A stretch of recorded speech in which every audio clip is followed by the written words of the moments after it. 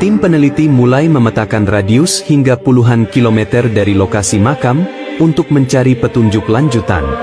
Di sebuah desa kecil yang terletak di selatan lokasi makam, penduduk lokal menunjukkan kepada tim peneliti sebuah gua yang sejak ratusan tahun lalu dianggap tempat suci.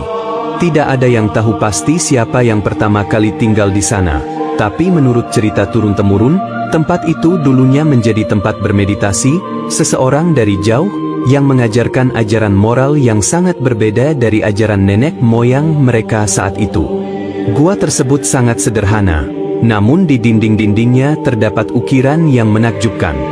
Bukan seni Tiongkok kuno, melainkan pola-pola khas Timur Tengah, pohon kurma, gambar unta, dan simbol bintang berujung 5 yang sering dijumpai dalam artefak Islam awal.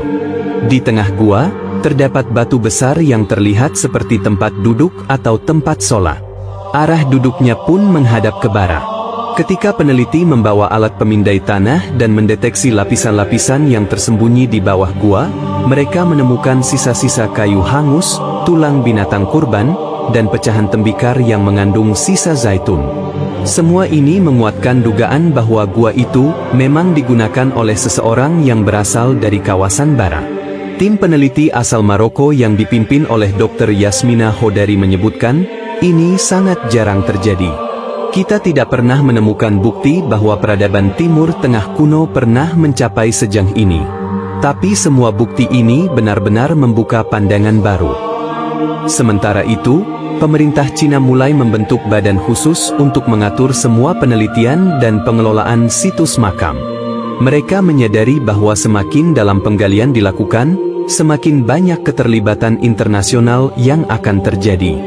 Maka, koordinasi dengan UNESCO dan organisasi-organisasi Islam dunia mulai dilakukan. Protokol ziarah, perlindungan situs, dan pengaturan kunjungan mulai dibahas secara serius. Media dunia juga tak henti-hentinya memberitakan perkembangan ini. Di banyak stasiun televisi Timur Tengah, kisah Nabi Zulkifl yang sebelumnya tidak terlalu dikenal kini menjadi sorotan utama.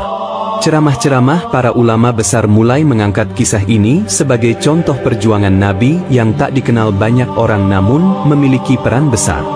Ustaz Abdul Muiz dari Indonesia mengatakan dalam siaran televisi nasional, temuan ini bukan hanya tentang sejarah, tapi juga tentang semangat.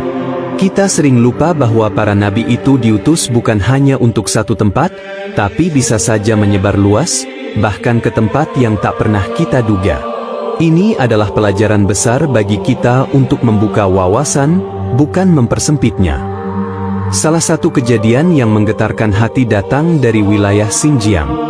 Di sebuah madrasah lokal yang selama ini sangat tertutup, tiba-tiba seorang remaja penghafal Quran bernama M. Ali membaca sebuah ayat yang menyebutkan Zulkifl, dan ia menangis.